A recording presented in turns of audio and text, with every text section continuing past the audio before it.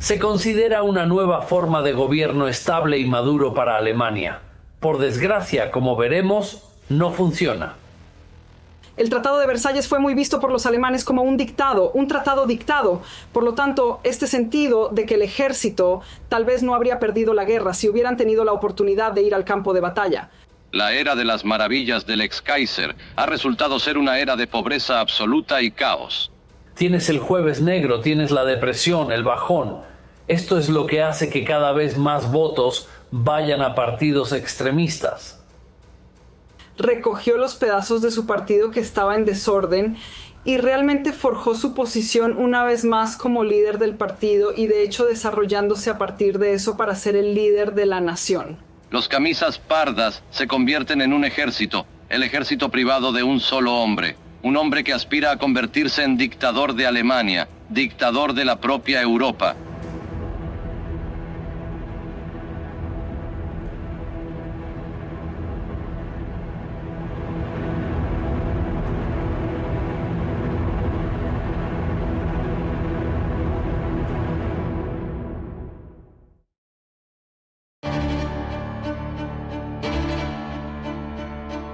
La Primera Guerra Mundial fue una catástrofe para Alemania.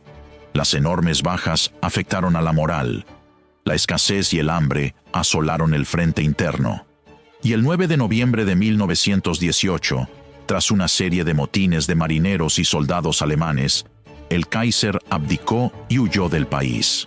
Al día siguiente, se anuncia un gobierno provisional, formado por miembros del Partido Socialista Democrático y del Partido Socialdemócrata Independiente de Alemania, que desplaza el poder de los militares.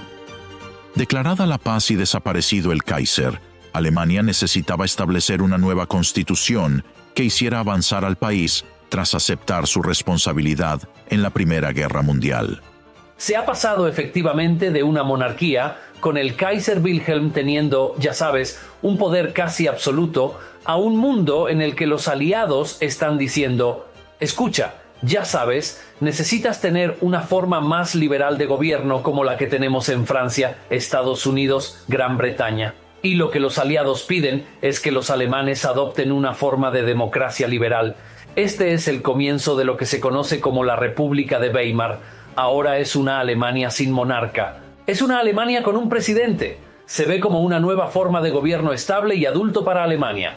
Desafortunadamente, como veremos, simplemente no funciona. El 6 de febrero de 1919, la Asamblea Nacional se reúne en la ciudad de Weimar y forma la coalición de Weimar. También eligieron al líder del SDP, Friedrich Ebert, como presidente de la República de Weimar.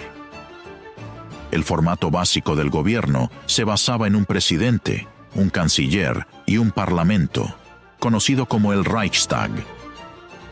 El presidente era elegido por votación popular para un mandato de 7 años y ostentaba un poder político real, ya que controlaba el ejército y tenía capacidad para convocar nuevas elecciones al Reichstag. Se añadieron nuevos elementos constitucionales, como el artículo 48, que permitía al presidente asumir poderes de emergencia, suspender los derechos civiles y actuar sin el consentimiento del Reichstag durante un periodo de tiempo limitado. El canciller era responsable de nombrar un gabinete y dirigir las operaciones cotidianas del gobierno. Lo ideal era que el canciller procediera del partido mayoritario en el Reichstag o, si no había mayoría, de una coalición. El Reichstag, por su parte, también se elegía por votación popular y sus escaños se distribuían proporcionalmente. Esto significaba que cuando el Partido Socialdemócrata obtuvo el 21,7% del voto popular en 1920, se le asignó aproximadamente el 21,7% de los 459 escaños disponibles. Este sistema garantizaba a los alemanes una voz en el gobierno que nunca antes habían tenido, pero también permitía una proliferación masiva de partidos que podía dificultar la obtención de una mayoría o la formación de una coalición de gobierno.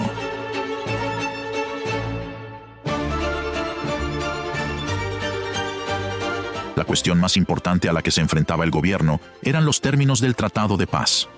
Durante toda la guerra, La maquinaria propagandística alemana había recalcado al pueblo alemán que Alemania estaba librando una guerra justa contra la agresión de las potencias de la Entente, Rusia, Francia y Gran Bretaña. La transición a la democracia había dado esperanzas al pueblo alemán de que su país sería tratado con indulgencia y de que los acuerdos finales de paz tras la guerra serían aceptables. El 28 de junio de 1919 se firmó el Tratado de Versalles, que establecía las condiciones de paz entre los aliados vencedores y Alemania. La Primera Guerra Mundial tuvo un efecto absolutamente devastador en Alemania. La primera razón es que perdió la guerra. Ya sabes, si pierdes guerras, nunca terminas en un lugar particularmente feliz. Pero en realidad, la Primera Guerra Mundial fue particularmente castigadora. ¿Por qué? Porque los aliados se reunieron en el Palacio de Versalles para firmar lo que se conoció como el Tratado de Versalles. Ahora, en ese tratado, le quitaron mucho a Alemania. No se trataba solo de decir, has perdido, qué pena, sino de decir, has perdido y algo más. Lo que vamos a hacer es quitarles sus colonias. Vamos a quitaros algunos de vuestros yacimientos de carbón. Vamos a desmilitarizaros, así que vamos a despollaros de vuestro ejército y marina. No se les permite una fuerza aérea. Todos estos castigos masivos fueron infligidos a los alemanes, y luego, para hacerlo aún peor, los aliados dijeron, y tienes que pagar por la guerra. Esto se conoce como reparaciones, y en el dinero de hoy, que valía alrededor de 2 billón. Y había un gran problema. Alemania no tenía dinero. Así que, básicamente le estás pidiendo a un mendigo si te puede prestar o devolver 2 billones de dólares. Él no lo tiene, y Alemania ciertamente no lo tenía. Las reacciones del pueblo alemán fueron muy negativas. Hubo protestas en el Reichstag y en las calles. Además de la pérdida de tierras y colonias de ultramar, Alemania tuvo que enfrentarse a la humillación de aceptar la responsabilidad de la guerra, algo con lo que la opinión pública alemana no estaba de acuerdo. El Tratado de Versalles fue visto por los alemanes como un dictado. Por eso piensan que podrían haber ganado la guerra si hubieran tenido la oportunidad de luchar. Uno de los efectos de la Primera Guerra Mundial en Alemania fue polarizar por completo la vida política. Muchos soldados regresaron del frente pensando que la guerra había ido bien, pero de repente el gobierno de Berlín se rindió. ¿Por qué lo hizo? ¿Por qué el Kaiser los decepcionó? Así nació el mito de la puñalada por la espalda. La idea de que los valientes soldados en el frente no perdieron contra los aliados, sino que fueron traicionados por sus líderes en casa. Estos soldados formaron grupos militaristas conocidos como los Freikorps o Freikorps. A partir de esta ola de nacionalismo, ira y resentimiento, comenzaron a surgir pequeños partidos como el Partido Nazi. Entonces se asociaba al gobierno de Weimar con el fracaso en la Primera Guerra Mundial, ya que había firmado el Tratado de Versalles que había puesto fin a la guerra. Muchos nacionalistas creen que el gobierno había vendido a Alemania a sus enemigos, terminando la guerra demasiado pronto y permitiendo el control del país. Debido al descontento público con la República de Weimar, muchos ciudadanos alemanes miran hacia partidos radicales y extremistas que se oponían a la situación política de Alemania. A principios de los años 20 empieza a surgir un tipo de desarrollo en los diferentes partidos políticos.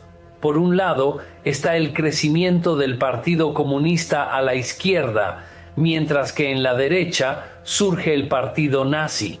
Además, aparecen numerosos partidos pequeños con agendas extremadas y variadas. Algunos están a favor del Kaiser, otros en contra, algunos quieren democracia y hay quienes rechazan el comunismo o el fascismo. En Alemania se está produciendo una vorágine de políticas radicales, definidas y virulentas, un cóctel muy peligroso sin duda. Un partido en particular estaba empezando a surgir, el Partido Nazi. El Partido Nacional Socialista Obrero Alemán se había fundado en 1919 y promovía ideas radicales.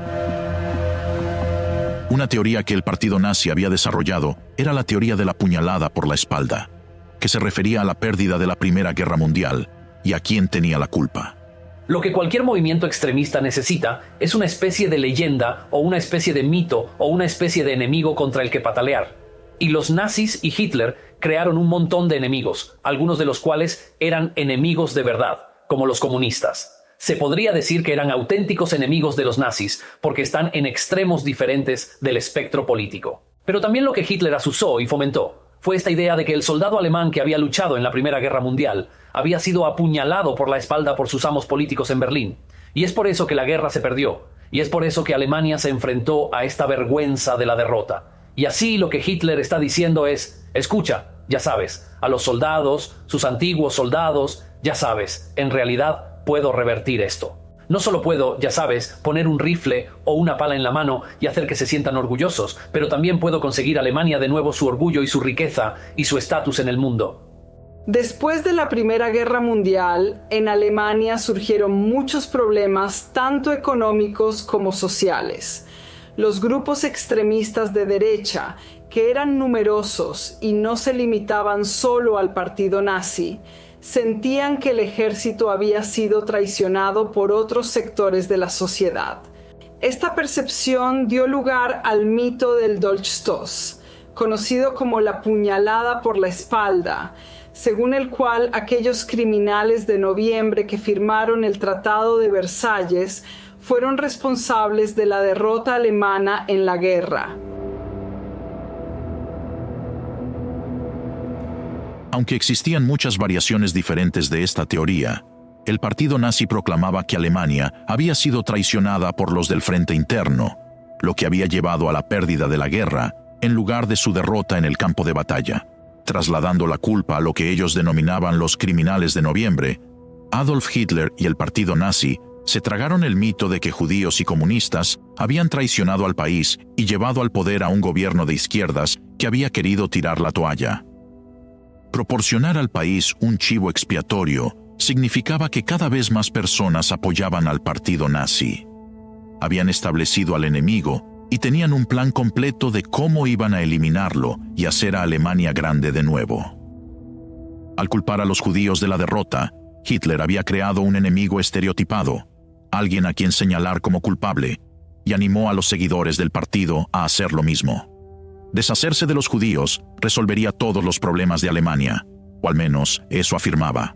Con dificultades económicas y sin una forma de vida positiva, al pueblo alemán le gustaron las políticas que el partido nazi estaba esbozando, y el apoyo siguió creciendo.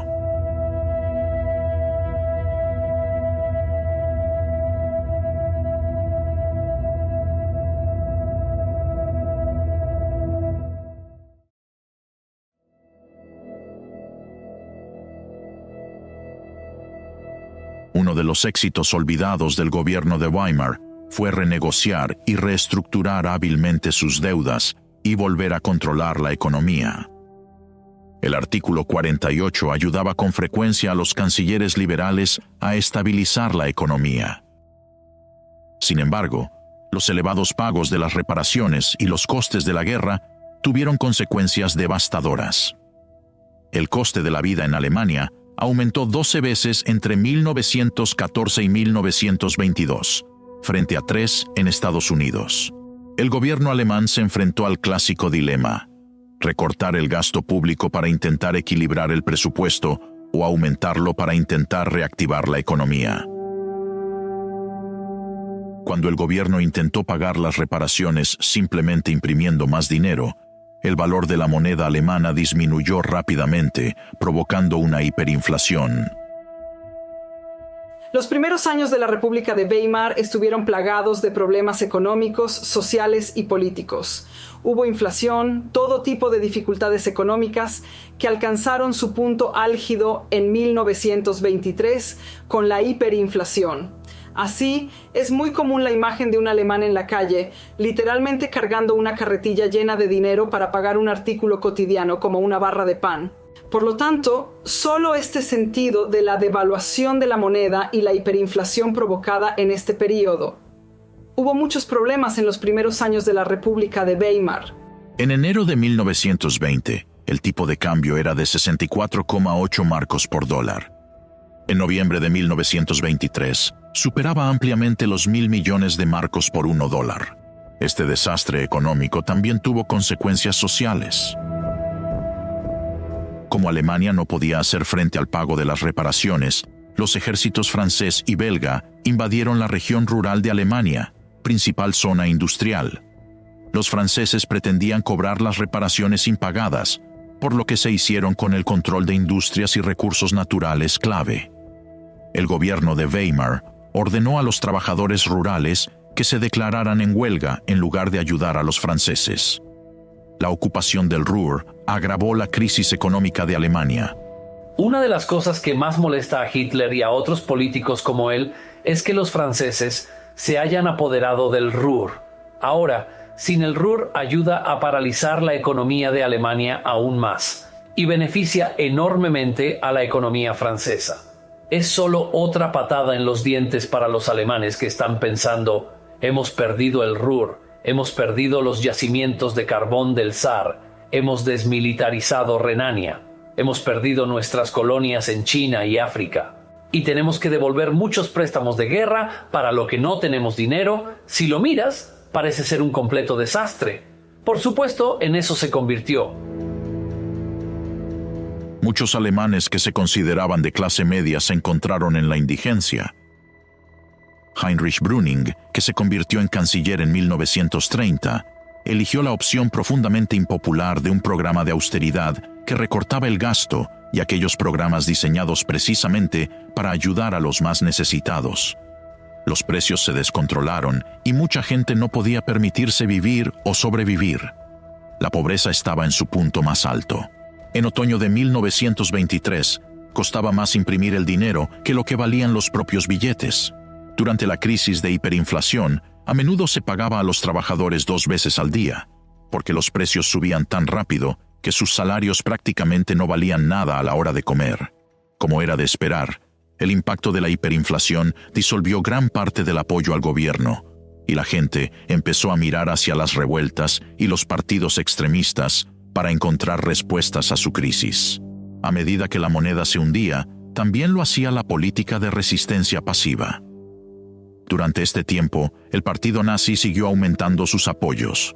Una vez más, Hitler expresó su antisemitismo, declarando que, dado que los judíos dirigían los bancos, eran los responsables del desastre económico en el que se encontraba Alemania. La economía alemana se había desmoronado por completo, aunque esto no supuso el colapso de la República de Weimar. Sin embargo, sacudió la fe de muchos alemanes que empezaron a mirar hacia partidos radicales para salir de los escombros económicos. La confusión causada por la hiperinflación llevó a Adolf Hitler a creer que podía tomar el poder en Múnich en noviembre de 1923, liderando el Putsch de la cervecería. Sin embargo, el intento fracasó.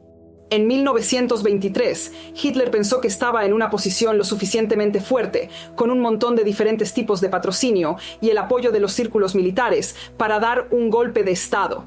Así, Putsch es una especie de toma del poder, y decidió hacerlo en la ciudad de Múnich, por lo que se conoció como el Putsch de la cervecería de Múnich. Sin embargo, fue una crisis y un fiasco, y el partido nazi en realidad se desmoronó después. Algunos de sus miembros heridos, algunos de ellos se convirtieron en mártires también. Pero esencialmente Hitler fue encarcelado en Landsberg, así que fue encarcelado en Landsberg y fue allí donde escribió Mein Kampf. Hitler creía que el gobierno de Alemania era tan impopular que muchos alemanes le apoyarían.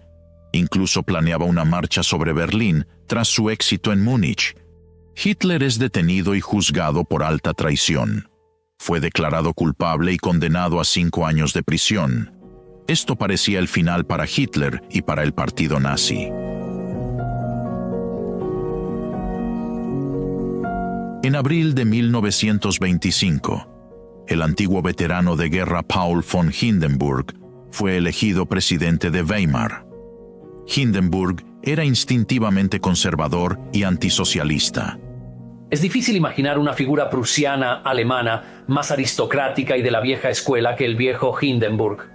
Ya sabes, parece el modelo de este tipo de presidente con bigotes, y él consideraba a Hitler como lo que Hitler era en la Primera Guerra Mundial, un pequeño cabo. Y eso es lo que mucha gente de la Junkerklasse de Hindenburg, como se llamaba, se refieren a Hitler como. Por lo tanto, cuando Hitler comienza a subir las escaleras del poder, cuando se acerca cada vez más a la cima, y de hecho, cuando se llega a la etapa en la que Hitler realmente va a tomar la Cancillería, Hindenburg todavía piensa: este hombre es el cabo pequeño, este hombre es alguien que nosotros los grandes aún podemos controlar. Pero lo que no saben es que básicamente han dejado entrar al animal más peligroso imaginable en su zoológico, y Hitler básicamente se va a comer vivos a todos, incluso a Hindenburg. No tienen defensa una vez que han dejado entrar a Hitler. Desde el principio de su presidencia, Hindenburg hizo uso de sus poderes presidenciales, y por lo tanto, tuvo una influencia mayor que la que nunca tuvo Ebert en la composición de los gobiernos de coalición. Dejó muy claro que no deseaba ninguna limitación a su poder presidencial. Un nuevo ministro de Asuntos Exteriores, Gustav Stresemann, dio nueva vida a la República de Weimar, aportando estabilización económica. Después de 1923 y hasta 1924, todo pareció calmarse un poco. Así, el periodo de 1924 a 1928 fue en su mayoría de progreso para el gobierno de Weimar, que tuvo la oportunidad de recuperar a Alemania. Por tanto, tanto en el ámbito nacional como en el de Europa, Alemania comenzó a ser considerada como una nación europea. Esta percepción de Alemania a nivel internacional fue cambiando a lo largo de la década de los años 20. Fue un periodo de mayor estabilidad y prosperidad, con numerosos avances en la sociedad alemana. Las mujeres pudieron votar por primera vez desde 1919 y también podían ser elegidas para el Parlamento. Se implementaron políticas progresistas en la educación y se produjo un florecimiento en las artes y la vida cultural, como el movimiento de la Bauhaus en arquitectura. Sin embargo, al mismo tiempo e interesantemente, el partido nazi estaba desarrollándose en un segundo plano. Durante estos años, el enfoque de atención popular estaba más centrado en disfrutar de la década de los años 20, con su estilo de vida en los cabarets y las mujeres tomando trabajos de oficina y mecanografía, trabajos glamorosos a los que antes no tenían acceso. A su vez, surgía una reacción conservadora y de derechas ante este tipo de progreso característico de la sociedad de Weimar. En resumen, fue un periodo sumamente interesante. Mientras tanto, los nazis estaban ocupados construyendo su partido, su propaganda y su imagen pública en segundo plano. Los pagos de las reparaciones continuaron y el Ruhr dejó de estar controlado por los franceses. Se estableció una nueva moneda, el Rentenmark, que devolvió el valor a la moneda.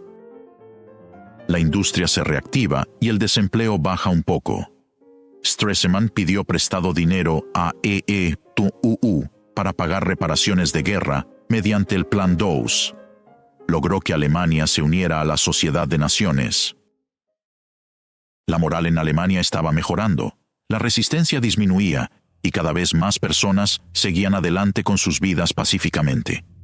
Sin embargo, en 1929, la quiebra de Wall Street en Estados Unidos volvió a afectar a la economía alemana, desencadenando el comienzo de la Gran Depresión. La recesión económica mundial creada por la Gran Depresión en Estados Unidos tuvo repercusiones devastadoras para la República de Weimar. Mientras el pánico se apoderaba de Wall Street, el gobierno estadounidense presionaba a sus antiguos aliados, Gran Bretaña y Francia, para que pagaran sus deudas de guerra. Al no disponer de dinero, Gran Bretaña y Francia presionaron a Alemania para que pagara más reparaciones, lo que provocó una depresión económica. Si le pides a alguien sin dinero que te pague una gran cantidad, realmente no podrá hacerlo. Tendrá que pedir prestado dinero a otra persona para devolvértelo. Esto es lo que sucede con Alemania. Estados Unidos otorga préstamos a Alemania para pagar las reparaciones de guerra a Estados Unidos, Gran Bretaña y Francia. Así se forma un ciclo de ingresos que viaja a través del Atlántico hacia Alemania, y parte de ese dinero termina retornando a Francia, Gran Bretaña y Estados Unidos. Esto podría funcionar bien si la economía mundial estuviese en buen estado, pero ¿qué sucede en 1929? Ocurre el Jueves Negro, se inicia la depresión y el índice de Wall Street se desploma. En cuestión de horas, la economía mundial se enfrenta a una de las peores depresiones que haya experimentado. Entonces, los estadounidenses deciden dejar de prestar dinero a Alemania y exigen la devolución de los préstamos otorgados. Los alemanes se ven en aprietos, ya que necesitan ese dinero para mantener su industria en funcionamiento. A su vez, Gran Bretaña, Francia y otros países también están preocupados porque necesitan estos mercados para vender sus productos. Todo comienza a colapsar. Esta situación tiene un efecto devastador incluso en naciones con sistemas políticos estables como Gran Bretaña y Estados Unidos. Sin embargo, en Alemania es mucho peor, ya que se suma la bancarrota con el extremismo político, un cóctel muy peligroso. Como resultado, cada vez más personas votan por partidos extremistas que afirman tener soluciones definitivas frente al fracaso de Weimar que los políticos tradicionales no tienen.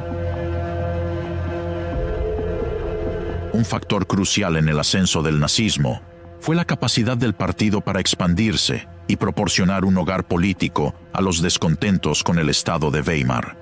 2 meses después de que Adolf Hitler saliera de la cárcel, el partido nazi se restablecía y volvía a crecer en número. Las raíces del ascenso al poder de Adolf Hitler se encuentran en el desastre del crack económico de 1929 y la posterior depresión. El crack de Wall Street y el aumento del desempleo tuvieron el importante efecto de dividir aún más la política alemana.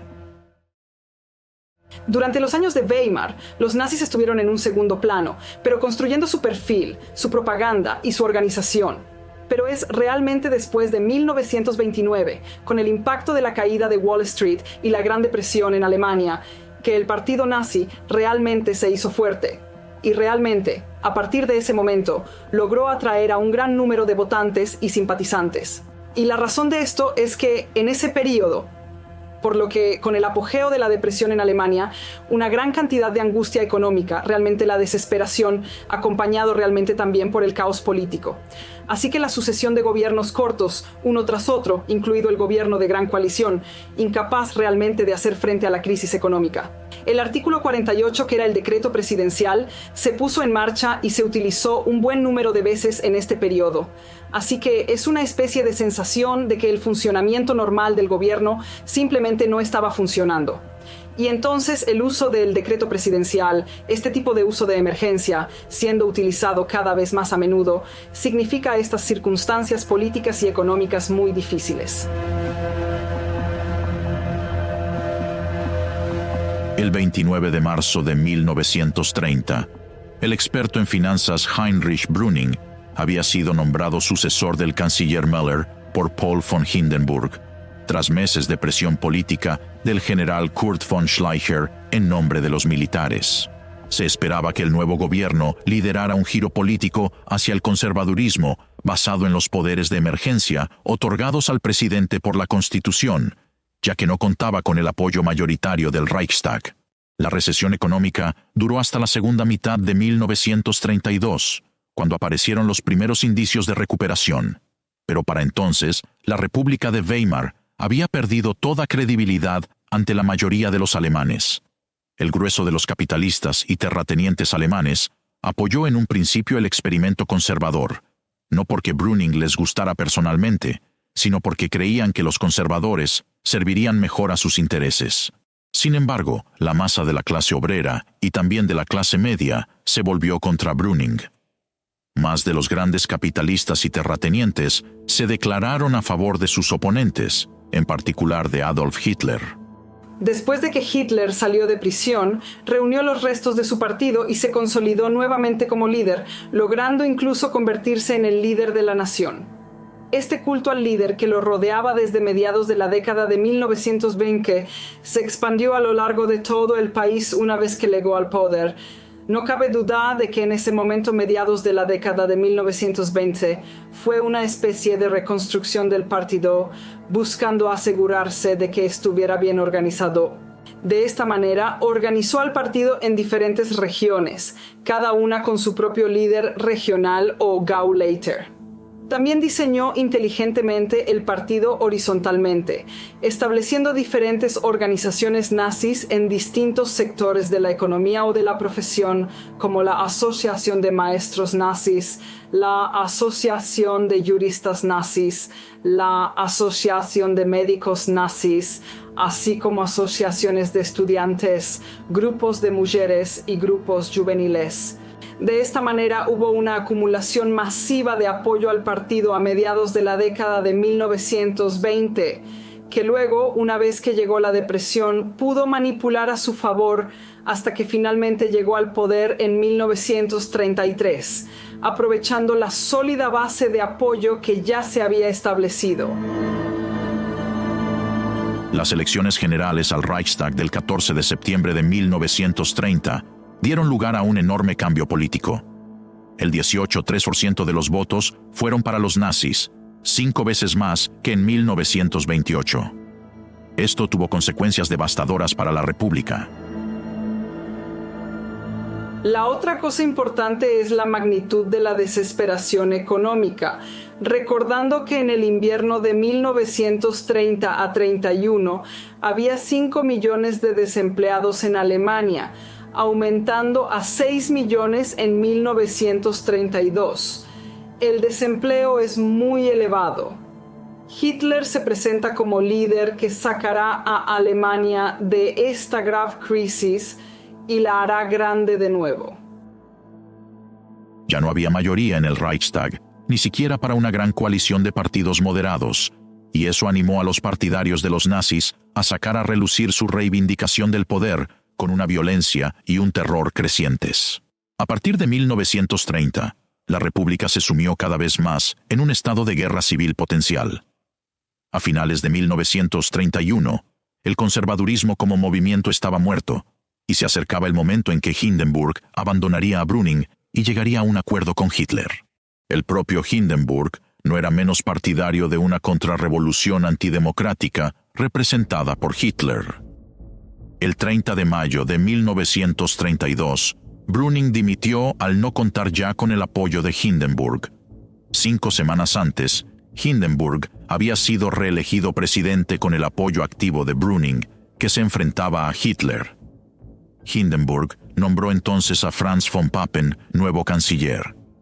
Von Papen levantó la prohibición de las SA, impuesta tras los disturbios callejeros, en un intento infructuoso de asegurarse el respaldo de Hitler y el partido nazi. Von Papen estaba estrechamente vinculado a las clases industriales y terratenientes y aplicaba una política conservadora extrema en la línea de Hindenburg. Era de esperar que este gobierno se asegurara la cooperación de Hitler. Como los republicanos y los socialistas no estaban dispuestos a pasar a la acción y los conservadores habían disparado su cerrojo político, Hitler y Hindenburg estaban seguros de alcanzar el poder. Era difícil formar mayorías e incluso coaliciones en el Reichstag entre un número cada vez mayor de partidos extremistas, de izquierda y de derecha. Las elecciones se celebraron cada vez con más frecuencia. Como la mayoría de los partidos se oponían al nuevo gobierno, von Papen hizo disolver el Reichstag y convocó nuevas elecciones. Las elecciones generales del 31 de julio de 1932 dieron la mayoría a los nazis, que obtuvieron el 37,2% de los votos, superando a los socialdemócratas como partido mayoritario en el Reichstag. En las elecciones de julio de 1932 fue cuando el partido nazi alcanzó la cima de su éxito electoral. En realidad, en noviembre de 1932 habían perdido 2 millones de votos. Así que esos últimos meses fueron un momento difícil para el partido. Pero todo encajó con las maniobras políticas y las maquinaciones justo a tiempo, en cierto modo, porque creo que parte del apoyo popular al partido nazi estaba disminuyendo a finales de 1932. En julio de 1932 se planteó la cuestión de qué papel desempeñaría ahora el inmenso partido nazi en el gobierno del país. El partido nazi debía su enorme crecimiento a la afluencia de obreros, desempleados, campesinos desesperados y gente de clase media. Querían una Alemania renovada y una nueva organización de la sociedad alemana. Por ello, Hitler rechazó el ministerio bajo von Papen y exigió la Cancillería para sí mismo, pero fue rechazado por Hindenburg el 13 de agosto de 1932. Todavía no había mayoría en el Reichstag para ningún gobierno. En consecuencia, se disolvió el Reichstag y volvieron a celebrarse elecciones con la esperanza de que se lograra una mayoría estable.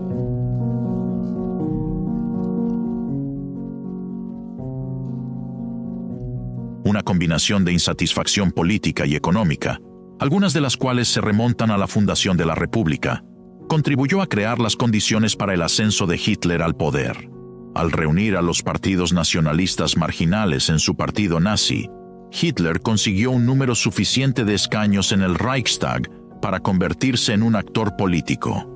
Me atrevería a sugerir que la inmensa mayoría de las personas que votaron a Adolf Hitler, que observaron a Adolf Hitler a finales de los años 20, principios de los 30, sospechaban que la persona que estaban eligiendo acabaría cometiendo uno de los peores genocidios que el mundo haya visto jamás. Sí, por supuesto sabían que era antisemita, pero entonces mucha gente en Europa y América y en otros lugares era antisemita. Era un prejuicio bastante común. No es aceptable, por supuesto, pero estaba ahí y era casi parte de la vida. Había algo que se llamaba antisemitismo de salón, en el que la gente, incluso en la sociedad más educada, era antisemita. Pero la naturaleza antisemita del partido nazi no se ocultó, pero creo que nunca se tuvo la sensación de que desencadenaría el tipo de políticas que se produjeron durante la década de 1930 y, de hecho, por supuesto, durante la guerra y con el eventual genocidio o intento de genocidio de los judíos europeos. Si Hitler era antisemita, eso no era necesariamente un problema. Y por supuesto, que alguien sea racista no significa necesariamente que quiera ir por ahí asesinando gente. Así que creo que, ya sabes, Hitler sí, era desagradable en un gran número de maneras. Pero el votante medio en Alemania, antes de que los nazis llegaran al poder, parecía alguien que tenía algunas soluciones. Se veía como alguien que tenía vigor, juventud relativa, fuerza, voluntad. Esta importante palabra voluntad. Hitler se refiere al triunfo de la voluntad a menudo. Y así usted piensa, bueno, en realidad, Weimar en realidad no está haciendo mucho. Ya sabes, tienes a todos estos viejos demócratas inútiles que no hacen mucho. ¿Por qué no hacer a Alemania grande de nuevo? Finalmente, los conservadores, con la esperanza de controlarle y sacar provecho de su popularidad, le llevaron al gobierno. Sin embargo, Hitler utilizó los puntos débiles de la Constitución de Weimar, como el artículo 48, para subvertirla y asumir el poder dictatorial. En 1932, el partido nazi se convirtió en el mayor partido político del Parlamento. Son las elecciones de 1932, cuando los nazis consiguen 230 escaños en el Parlamento, las que hacen que todo el mundo se dé cuenta de que no se trata solo de un tipo de chusma, no se trata solo de un tipo al que se le da bien dar discursos y, ya sabes, oratoria salpicada de flema. Esto es algo más que eso, que este partido ha conseguido atractivo en todos los ámbitos. Es visto primero como una obra de toros, como una barrera contra el comunismo. Muchos alemanes han visto lo que ha sucedido en Rusia, convirtiéndose en la Unión Soviética, y temen, por eso, en gran medida. Pero otra cosa que Hitler también atrae no es solo el hombre de la calle, si se quiere. Lo que también ha hecho es tener un montón de reuniones muy secretas e importantes con los industriales alemanes. Y ha dicho a los capitanes de la industria, ya sabes, ha dicho a varios financieros, ya sabes, yo no soy una amenaza para ti. Yo no soy alguien que quiere tipo de destrozar las fábricas. Quiero trabajar con ustedes. Ya sabes, necesito su poder industrial. Todos necesitamos su poder industrial. Y lo que está haciendo es apelar tanto a ricos como a pobres. Así se ve que muchos de la clase de la vieja escuela Juncker tienen mucho respeto por el partido nazi. Y felizmente votan por él. Franz von Papen dimitió y el 3 de diciembre fue sucedido por el general von Schleicher como canciller. El audaz e infructuoso plan de Schleicher consistía en construir una mayoría en el Reichstag, uniendo a las alas izquierdistas sindicalistas de los distintos partidos, incluida la de los nazis liderada por Gregor Strasser. Tampoco tuvo éxito. Adolf Hitler, aprendió de von Papen que el general no tenía autoridad para abolir el parlamento del Reichstag, mientras que cualquier mayoría de escaños sí la tenía. El gabinete, según una interpretación anterior del artículo 48, gobernaba sin un Reichstag en sesión, que solo podía votar su propia disolución. Hitler también se enteró de que todas las deudas nazis del pasado debían ser condonadas por las grandes empresas alemanas. Superado por von Papen y Hitler en los planes para el nuevo gabinete, y habiendo perdido la confianza de Hindenburg, Schleicher pidió nuevas elecciones. El 28 de enero, von Papen describió a Hitler ante Paul von Hindenburg como solo una parte minoritaria de un gobierno alternativo organizado por von Papen. El 30 de enero de 1933, Hindenburg aceptó la nueva coalición Papen nacionalista Hitler, en la que los nazis solo ocupaban 3 de los 11 escaños del gabinete. Por lo tanto, el propio Hindenburg no era aficionado a Hitler, lo consideraba como un advenedizo, no le gustaba ni confiaba en él. Pero creo que lo que es importante en este periodo, a principios de 1930, es que Hitler tiene este acceso a la alta sociedad de Berlín, a las personas que tienen influencia con el presidente. Y ellos, si no exactamente le prestan oídos, hacen el camino de Hitler hacia el liderazgo un poco más fácil de esa manera. Así que cuando llega enero de 1933 y Hindenburg ofrece a Hitler la Cancillería, porque no mucho antes había rechazado la vicecancillería. Por lo tanto, Hitler no tenía la segunda posición, quería la posición más alta. Así que cuando llegó enero de 1933 y Hindenburg le ofreció el cargo de canciller, ya había aceptado que así sería, porque quería utilizar el apoyo popular que tenía el partido nazi. Y de nuevo, creo que la otra cosa sobre Hindenburg y algunos de los otros más conservadores y el tipo de élites militares en la sociedad alemana, creo que pensaban que serían capaces de mantener a Hitler bajo control de alguna manera. Por lo tanto, era una especie de querer su pastel y comérselo, pero por supuesto no podían.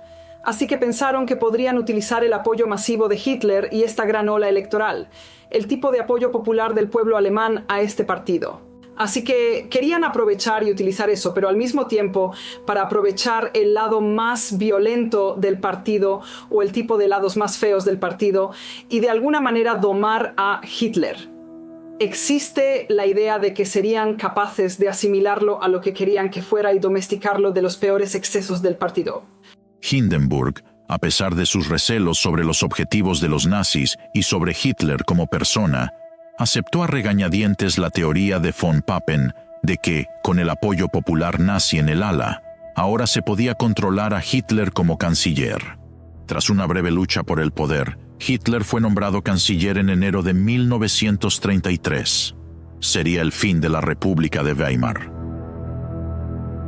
Cuando Hitler es nombrado canciller en enero del 33, es muy tentador suponer, ya está en el poder, está totalmente en control. Hay que recordar que durante los primeros años de los nazis en el poder, nunca se sintieron realmente tan en el poder como hoy podemos pensar que son. Por supuesto, en el momento en que estalló la guerra, ya sabes, tenían el control absoluto de Alemania y de hecho otros lugares también. Pero en realidad, solo hay que mirar los diarios de gente como Goebbels, el ministro de propaganda, Albert Speer, que terminó convirtiéndose en el ministro de armamento. Gente así, para darse cuenta de que estaban muy preocupados. Y Hitler estaba muy preocupado por la opinión pública porque le preocupaba que si la opinión pública se volvía contra él, perdería el poder, como cualquier político convencional. Por lo tanto, a pesar de que había aprobado cosas, como la ley habilitante, que le había dado poder absoluto y lo había hecho jefe de Estado, y le había dado enormes poderes para hacer lo que quisiera, todavía le preocupaba que el pueblo alemán, si ponía un pie en falso, se volviera contra él y lo echara. El incendio del Reichstag, el 27 de febrero de 1933, fue achacado por el gobierno de Hitler a los comunistas, y Hitler aprovechó la emergencia para conseguir que el presidente von Hindenburg ascendiera al decreto sobre el incendio del Reichstag al día siguiente.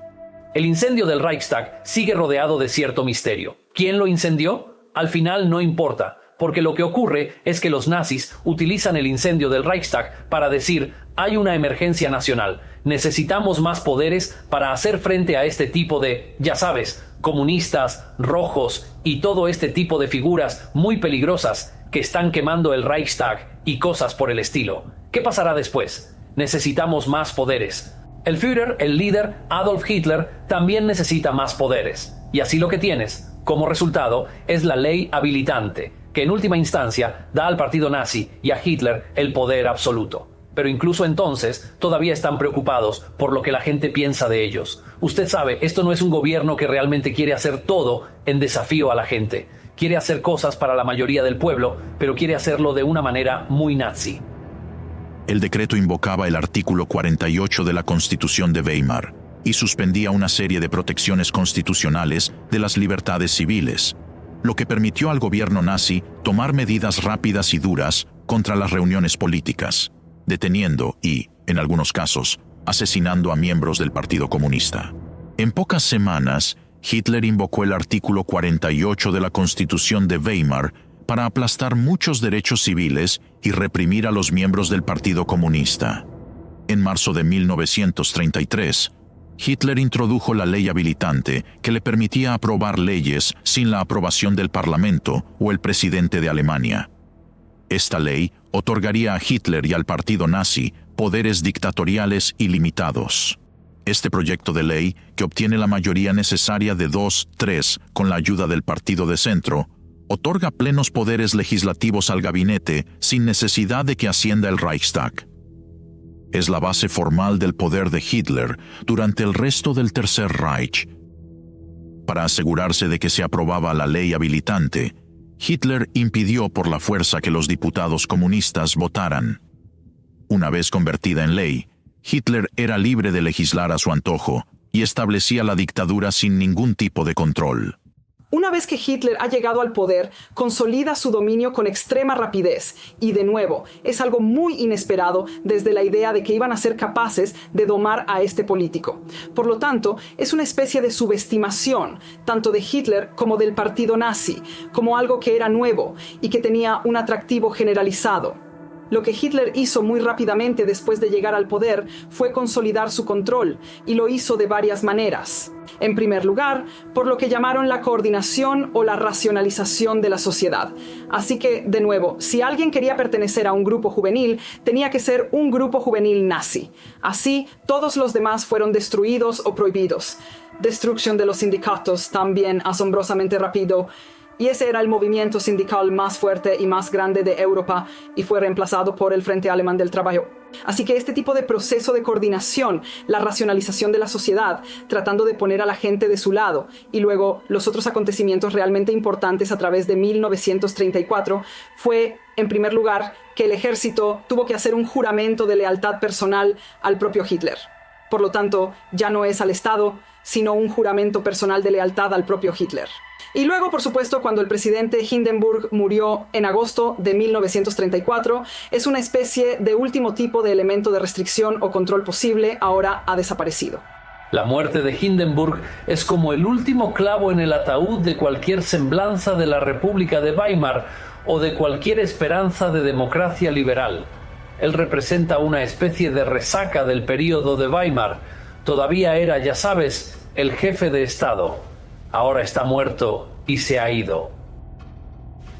Así que, después de todas las cosas que se han puesto en marcha, como la ley habilitante y otras políticas en esos primeros meses, los nazis llegaron al poder, por lo que ahora, después de la muerte de Hindenburg, la posición de Hitler es indiscutible. Ahora significa que un hombre puede asumir todos los roles principales por sí mismo. Ese hombre, por supuesto, es Adolf Hitler.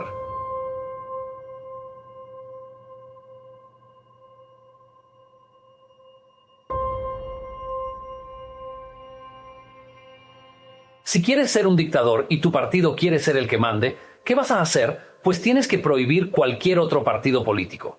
Y eso es lo que hace Hitler. ¿Qué otra cosa representa una mayor amenaza para el nazismo?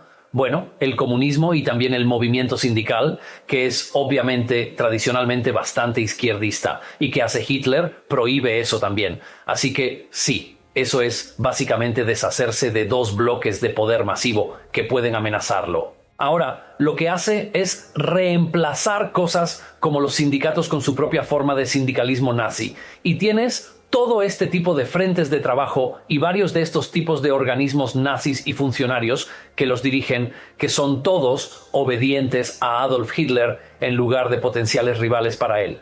O ni siquiera representan otra forma de pensamiento político. Todo el mundo tiene que sentir y pensar de la misma manera. Esto se llama unirse. Esto se llama Gleichschaltung. Y esta es una parte realmente importante del tipo de sueño nazi, si se quiere. Todo el mundo marcha en la misma dirección, haciendo lo mismo juntos. Aquí no se fomenta el individualismo. Es el Führer, el canciller y el presidente, todo en uno. Por lo tanto, es el máximo poder y la máxima autoridad. El cambio en las tácticas y la organización políticas, a mediados de la década de 1920, permitió a Adolf Hitler y al partido nazi aprovechar la legislación y ganarse el apoyo de la opinión pública alemana.